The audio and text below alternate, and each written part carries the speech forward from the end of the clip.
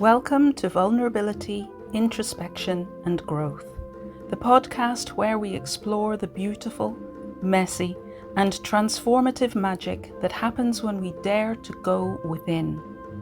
I'm your host, Robin Harris, and in each episode we'll dive into real, honest stories from people who've faced their fears, embraced their vulnerabilities and discovered unexpected growth in their personal lives, careers, or businesses. This is a space for deep listening, open hearts, and soul-nourishing conversations. Because when we meet ourselves in our rawest moments, that's often where our greatest wisdom starts. Let's begin. Hello and welcome back to another episode of Vulnerability, Introspection and Growth. And I have a real treat for you today because I have with me Sarah J Naylor. Welcome, Sarah. Thank you so much, Robin, for having me, inviting me along. I'm really excited. So thank you. Looking forward to this. Me too. And just to start with an introduction, Sarah is a high energy, as you can see, executive coach, mentor, speaker, and author who champions authenticity and empowers people to live life entirely on their own terms, combining mindset work, spirituality, and a cheeky dose of unapologetic self-expression. More about that later. She helps clients ditch the shoulds, drop the masks, and step into the fullest, truest version of themselves. Sarah's own journey of reinvention, from rebuilding her life after personal and professional breakdowns to embracing liberation and joy in all its forms, fuels her work and gives her a grounded, deeply human approach. She's lit up by transformation, real conversation, courageous living, and guiding brilliant humans back to who they really are. Latex optional. Authenticity essential. As I said, more about that later. Sarah, it's great to have you with us. And I always start these podcasts with a little quick tune-in exercise. So I've got 3 questions. Okay. What makes your story relatable for others? Oh, right. Well, I think I'm very real. I'm very honest. I'm very open, and I feel like I've kind of got a foot in 2 camps. You know, I've got that sort of practical, real lived time in work and life and relationships and things like that. But I've also got a foot in the spirituality camp. So I'm very much like a bridge between 2 worlds. So I understand a lot of stuff. Won't ever say I was an expert in all of it, but I feel it and I tune into people. And yeah, I think, you know, I've always find a point of sort of rapport and understanding that I can share. So people understand that I have been on a journey. I'm not there telling somebody how to live their life. I will give real-time experience, you know, real-time demonstrations, experience of what I've been through that then makes that relatable to them. So I sort of listen to them and help them understand that they're not alone on that journey. You know, someone's been there before and survived, you know. That wasn't very succinct, but that truly holistic, though. yes. And oh gosh, absolutely. What do you feel? Who do you feel will gain the most from listening to this conversation today? Well, I'm hoping that everyone who is listening will pick up something, because at the end of the day, it's something that resonates. It might be something that somebody's sort of thought about, and then suddenly something that we talk about, we discuss, that I share, might go, oh my gosh. Or it might be that somebody has a glimmer there and it goes, oh, there's a light. Oh, I might want to explore that. But whatever it is, I hope everybody gets something, whether it's small or whether it's a big aha moment. But in fact, it's the small things that make the biggest difference. So it's whatever resonates, you know. It might be somebody thinks, oh my God, that sounds like me. Or it might be going, oh, she's a strange one. But or they might then go, but it's about questioning. It's about being curious. It's about exploring. So yeah, I'm hoping everybody will get something, but be curious, be open-minded, embrace, and just follow the flow, and yeah, have a think at the end. What's resonated with me today? What can I do differently that will get different results? So much just in that I love. I'm big for simplicity and that the small things make big changes in our lives. Mhm. So we don't need to feel we have to push ourselves to the big things. It's the small steps. And yeah, there was, like I say, so much. But just then, the final of the three questions is, what do you hope people will take away from our conversation? Insight, inspiration, a bit of motivation.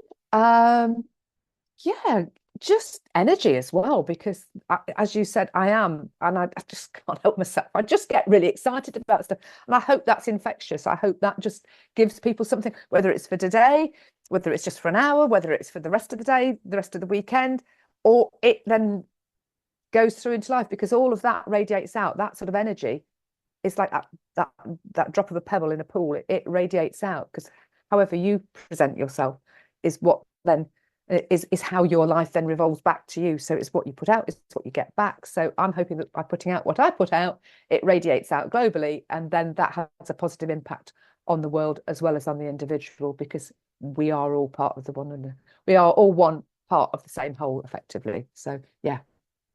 Absolutely. And energy is infectious, contagious. So, what I bring to a situation, what any of us bring to a situation, if that resonates, then it's like that tuning fork that you put it on a surface and the surface begins to vibrate with that Yeah. same energy.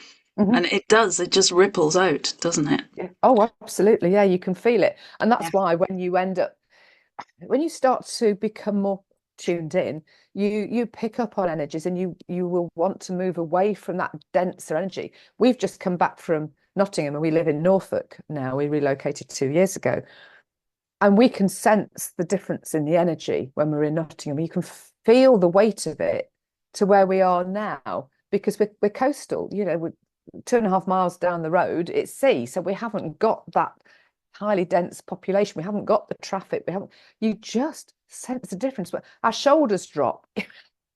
It's just like, I know what you're saying, having lived in cities all of my life, various different cities across the UK, and then moving here to the countryside where we can't mm, see our neighbours. Our neighbours are mm. trees Lovely, and lovely. squirrels and deer and foxes and birds. And Oh, it nice. really is. And you drive out of the city with the big roads with many different lanes, and you come into our little tiny one track Yeah, lanes, and it's that shoulders come down, exhale, yeah. I brain know. stops running at 100 miles an hour. Yeah, it's just so different. I mean, it's great. You go and see people, you catch up with people, but you just think, oh my gosh, the traffic, the potholes, the this, the that, and the other. And don't get me wrong. I mean, I did what best part of 58 years living in landlocked knots. I feel very fortunate we've been able to make this happen.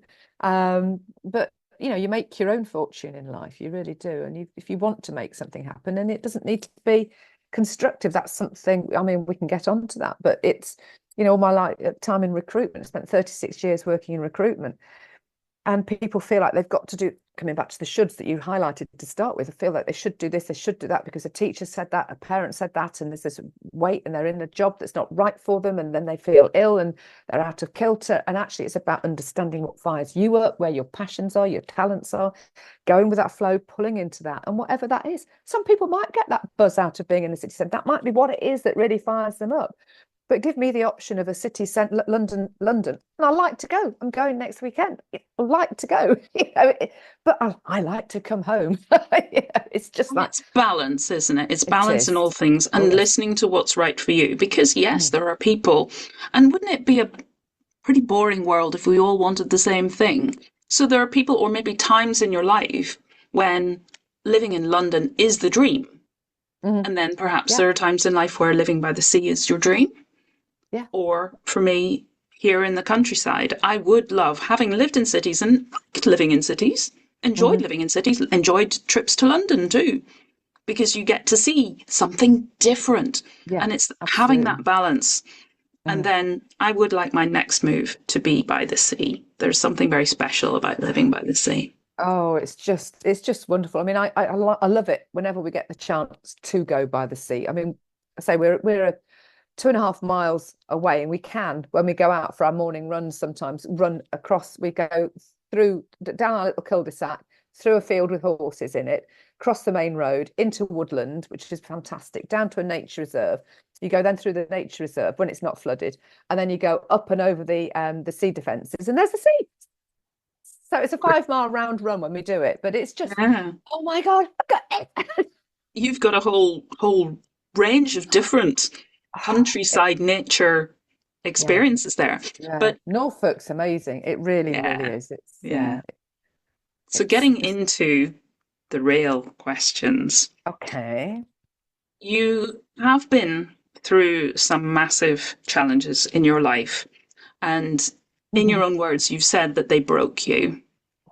Uh-huh. And yet here you are today, Yes. bubbling, full of energy, vitality, passion for life. Yeah, yeah. So, would you share with us how did you navigate those really deeply challenging times Mhm. and the raw, vulnerable moments? And what Mm. did this teach you about resilience and boundaries? Oh, blimey, we've got a lot to unpack there then, Robin.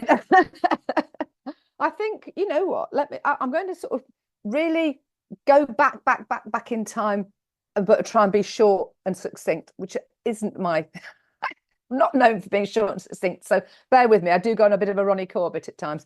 Um, but I've always been sort of spiritually sort of aware and attuned, and I always used to gravitate towards my dad's sister, my aunt's bookcase, because there was always interesting books in there, like by Doris Stokes, and she had Eckhart Tolle. Not that I could ever get my head around Eckhart Tolle. I'll be honest, his writing style doesn't flow with me. But you know, each to our own.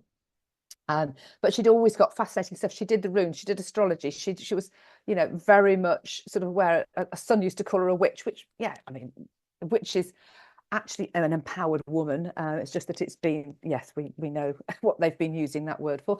But I was always interested, and when I met my ex-husband, he was the only one that wasn't, but he was one of five, and his siblings were all sort of astrology and tarot and all of this. So I've always been in sort of this world, but not heavily. I've been on that sort of cusp of it, but it wasn't until I got divorced 20 years ago that I then really went on my own personal sort of journey of exploration, because I didn't realize then, and it's only been in the last couple of years that I realized my ex-husband is a narcissist. So we can get onto that as I come sort of forward. But I went on this real journey of sort of learning, but it wasn't, I wouldn't call it learning. It was remembering. It was, you know, when you hear stuff and you're, oh, there is a name for why I feel like this. There's an understanding. So I used to recognize that the work and energy I put into my recruitment work, it wouldn't necessarily generate me business from the companies that I'd been calling, but suddenly work would come in from different angles. So I always knew, I always recognized that. Then I'd been introduced to The Secret, and oh, law of attraction. Oh, I get this, because I'd always manifested opportunities to me.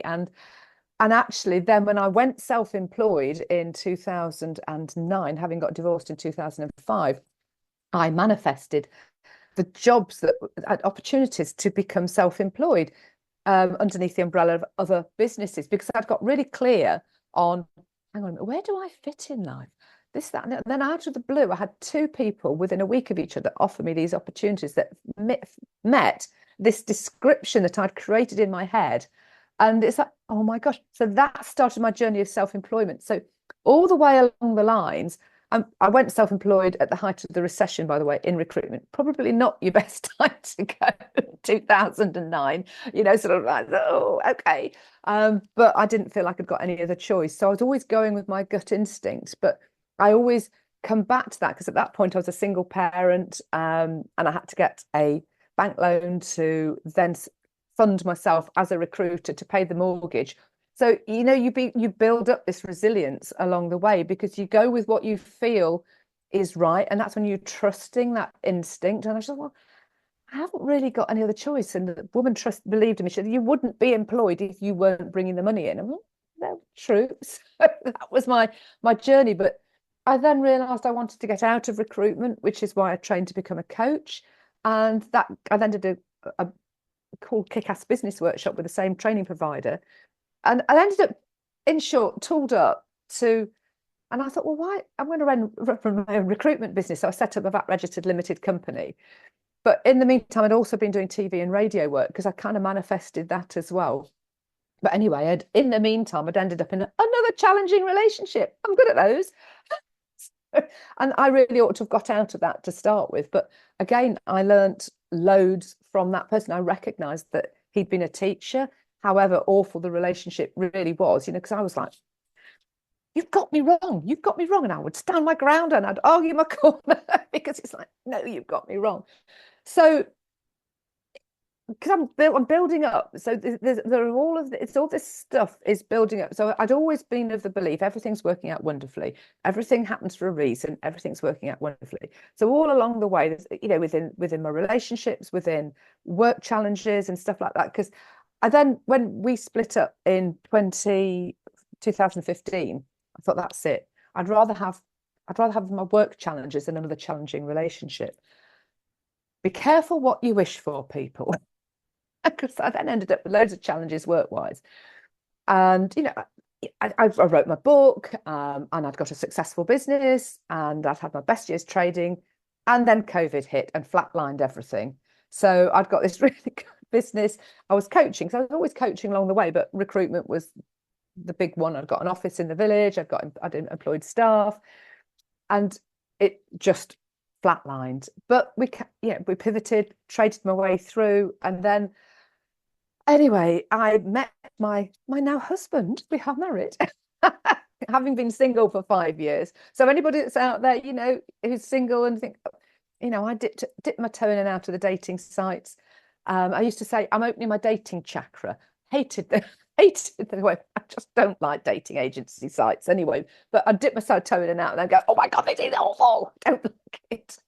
So I was always navigating stuff, including my mother pulling things out of the Daily Fail, telling me that, oh, look, people in their 50s don't have awful relationships and don't find people. I was like, thanks, Mum. That's really helpful. But what then happens, Gareth introduced me to latex, folks. So it's like this is getting to the juicy stuff. I'd bought out. I've always got a curious mind. I bought a latex rubber dress once before and put it on. It rolled up and pinged it off. What point's that? So never thought about it. Anyway, so I'm introduced to latex. It's lockdown. We're getting dressed up. We're taking photos at home, and then fast forward. I don't know, probably about a year or so. I realised that because as you said at the beginning, I encourage people to be themselves. And I've always admired people from the 70s, 80s, just, glam rock stars to punk rock stars to drag artists to everybody. Those people that are, being themselves, dressing how they want to be. And why not? Why should anybody have the right to tell anybody how to behave, how to dress, how to live their lives? Because you know yourself better than anybody else. But we get beaten down by sort of the societal pressures and patriarchal stuff that is telling us that this is how we should be living our lives. And anybody that deviates from the norm is wrong, is ridiculed, is this, that, and the other.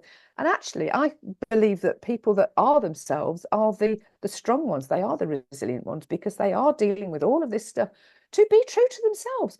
And we are all meant to be different. We are unique individuals. Every single one of us is unique in our own right. But for some reason, people want us all to look the same and want to control us through fear. And I'm sorry, I'm not having any of that. I completely agree with you. I've often thought those people who take a different path in life, whatever that might be, then they either have done that because I'm not going to let you put me in a box, or because their difference isn't something they can control, they've had to go within. They've had to, if they end up, if they want to have a life that works for them, then rather than just, shrinking and shrinking and shrinking and shrinking further and further, which is what I used to do. But otherwise, if you want to stand up and be proud, you have to go within and face that vulnerability. Mm-hmm. And Yeah. embrace it and own it. And Mhm. it's my strength, actually. I, Exactly. Your difference yeah, is your yes, strength. It's your uniqueness. yes. And it wasn't that I ever thought I wanted to be like them. Yes, in the 70s I wanted to wear platforms, but I was under 10 and my mum wouldn't let me have them. Do you know what I mean? I had something about that sort of size. But I always loved all of that. And I'm giving you all of this background to sort of get to the point, which is, so I then stepped out. I thought, I need to walk my truth, don't I? I need to share so I set up my Instagram account, which is Lucy Loves Latex. And with sort of a little bit of a trepidation, hence calling it Lucy Loves Latex and not Sarah J Naylor in latex. So, anyway, to speed things up, to now bring it back to the present, coming up for 3 years ago, my son's friends discovered my account, which and by that time, I don't know how many, I mean, I've got 58,000 followers now, but it was sort of closing in on that. It had been more, but because of Instagram algorithms and one thing or another, it sort of kind of, anyway. And unfortunately, he kicked off big time. And I haven't sort of gone into the detail of it, but before I met Gareth, my son, I love my son to bits, and you heard me deliver this talk. I love my son to bits, but his behavior's always been challenging. I've never understood it, never really got to grips with it. So when there's this learning, and even though I was qualified as a coach, I could never understand why I was always facing all these challenges. Right from him being small, his lack of appreciation, lack of gratitude, level of expectation, entitlement, and anyway, so he kicked off, and the toxicity of these messages were absolutely vile. And that led me on a journey of discovery to do with narcissism. But at the same time, that was happening because of the things that I'd mentioned about the business and COVID and Brexit. 'Cause I did a lot of bilingual recruitment for global organizations, and they'd got recruitment freezes on. I then was having to navigate putting my recruitment business into voluntary liquidation. And we'd already decided we wanted to move to the coast. And so I'd met Gareth, and when I'd met him, he was in the process of buying a house, he's got a long story as well that he can share. But so he was buying a house. I'd got my house. I've got a house in South Wales I bought with my ex-partner, not ex-husband, but ex-partner, because it was near his parents. And we were going to do it as a holiday let. But we were trying to sell 3 properties and relocate 2 hours away. And all of this happened all at the same time. So even though over the years I'd been building up these individual areas of resilience to stuff that was happening within the business and relationships, and I felt that I was, was resilient, it was like, oh my God, you keep on trying to work it out, trying to control it. You go, my God, because my business had flatlined. I'd got no money coming in. I've got a mortgage to pay. You can't get a mortgage holiday. Gareth couldn't help me pay the mortgage because he'd got a mortgage on his property. It was a new property. It was taking 18, oh, I'm going all tingly. It was taking 18 months to sell, which it shouldn't have done. It was a new property, but it was a shared ownership. And oh my God, we don't even want to go down that journey. It was just horrendous. And then we were navigating, we're trying to buy here. I was trying to sell the property down there. The business, as I say, I was negotiating them with insolvency business and I had to provide them money to do it. So I had to take my lump sum out of my pension to pay them to do the business, my tax-free lump sum to pay them. I then had to sell my car to pay the mortgage. And I just was totally broken. And so broken, it felt like every single exit point, and it was just not just blocked up, it was cemented in. It was just like, how and Gareth thought I was kicking. We've got a metal garage shed kind of thing in the garden. He thought I was kicking it. I was headbutting it, Robin. I was headbutting it. I ended up with a great big bruise on my head, and he had to stop me headbutting the corner of the door as well. He said, "Oh," and he was like really worried about my obviously mental health. But you can, everything was breaking down. I mean, the relationship with my son, that really, really, really broke me, It's on a and whole I've other done level, though, doesn't it? that's a Your own yeah, child. totally different level. I've done loads of somatic healing around it. So now there's that. when I talk about it, when I'm getting everything out, it sort of triggers some emotion. But I've cleared it. There's that acceptance of what is. And so, one of the things one of my things I trademarked, my 8 mindset methodology before all this happened, which is acceptance, perspective, and energy. Accept what you can and you can't change. Shift your perspective around it and channel your energy accordingly. So with my son, I mean, honestly, that is what broke me. Everything else, I was having to look into how to make my office manager redundant, who'd been with me for 7 years, who was just like everything. She was everything that I'm not in terms of admin and doing all of that stuff for me. So then I had to make her redundant. Then I had to learn all the stuff that she'd been. It was hideous. It was really, really hideous. And I just thought, how the hell? And what happened was I just surrendered, just let go, because there was absolutely nothing I could do. I just, I just kind of like put my hands up in there and go, do you know what? Take it all away. Take it all away. I can't, there's just, I can't, there's nothing I can do. And that is when you learn those lessons. That is when you learn you've got to stop trying to control the outcome. You've got, oh, really go with the flow, really trust that process. And it's, gosh, getting tingles on top of tingles. Massive. It's massive. It's absolutely massive, because when you work with the quantum, when you work with the energy, when you truly sort of go into it and allow it all to flow, allow it all to fall into place, and you really trust that person. And I get it. It's really, really, really hard to do that, because we have become so conditioned that we should do this and we should do that and we should be doing the other. And if you're only successful if you've got that much more, and that then makes people feel that they've got to earn this to have that. And it's like, no, who's doing all? It's the marketeers, it's the people, it's the big business people that want to control you from fear, to the fear of missing out, from fear of this, from fearing of that. And actually, do you know what? No, just, you know, let it go. It doesn't matter. The happiness comes from within, the being yourself. This is why I get really cross about it. Like the trans community and the minority groups that get targeted, because they like to whoop people up to target smaller groups that can't.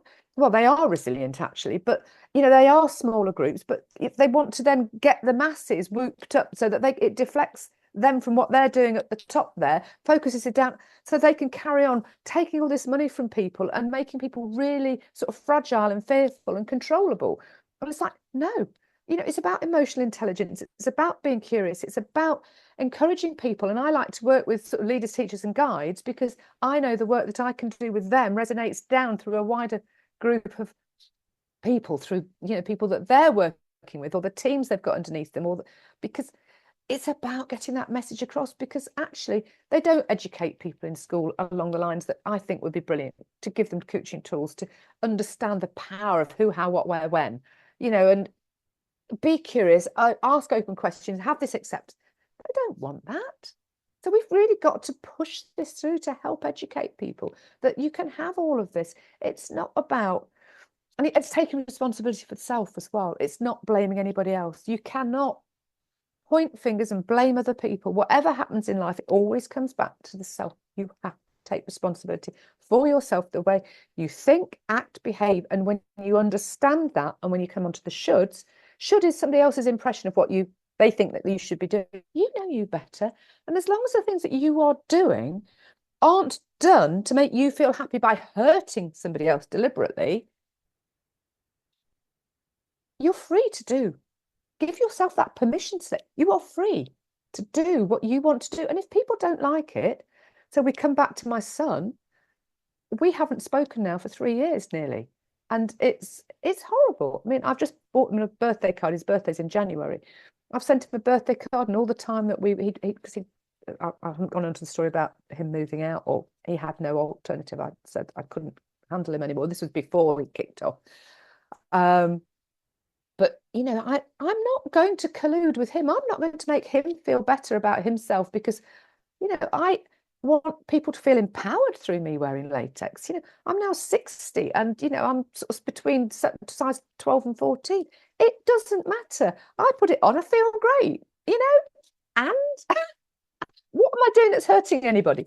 Thing, if anything, I'm empowering people and saying it's liberating. Be yourself. You want to wear tartan skirts with a woolly jumper every day of the week? That's fine. If you want to wear latex, that's fine. If you want to put makeup on, that's fine. If you want to be not wearing makeup, that's what makes you happy at the end of the day. Oh, I get really passionate about this, but yes. But you are so speaking my language. Curiosity, ditching the shoulds, all of these, and just giving ourselves and therefore giving everybody else around us, because it's a two-way thing. And the more free we are to give ourselves the permission slips, the more we understand that, yeah, everybody, just whatever is right for you. And allowing ourselves and everybody around us to follow that. What a world it would be, and what a world it would be if we did support from birth all the way up. Yeah. You were shown the tools to be resilient, the tools for self-care, the tools for that emotional intelligence. What a world this would be. I've just actually been invited to be part of a potential project to do that with deaf kids, because you might know that sign language is one of the things that I do, and I'm passionate about bringing the well-being into the deaf community, because they're one of those communities that are marginalized and ignored and don't have a voice generally. So that is potentially going to be a very exciting project. But that idea of you are unique, that's fine. That's why you're here. And my last guest on the podcast was Manaz Sharif. I don't know if you've come across her. She does human design. She was talking about permission slips as well. I love how there's often a golden thread that goes through with all of my guests. But it's all about that design. We are how we are designed to be. And you say that we all know ourselves better than anybody else around us who's giving us those expectations and those shoulds. I agree. On the inside, our body knows. But I think in our heads, we are, as you've said, so conditioned that we don't necessarily really tune into and know, unless we can tune into the gut and the intuition. From our heads, we don't necessarily know. And we don't trust. We don't trust that we know, because we've been taught not to trust our own intuition. Our education system does that. And because we are parented and reared by families who've been through that education system as well, it just it's a legacy that it's handed down. However, I'm excited with the world in which we live today, and there are more voices like yours and like the other guests I've had on here who are standing up and speaking out and talking about authenticity. And it's a big buzzword, which kind of gets the meaning and the impact of it gets a little bit lost sometimes. But when we do get curious and listen and just sit with that word, explore, what does it mean to me? What would it be? How would it look? How would it feel if I was actually truly authentic?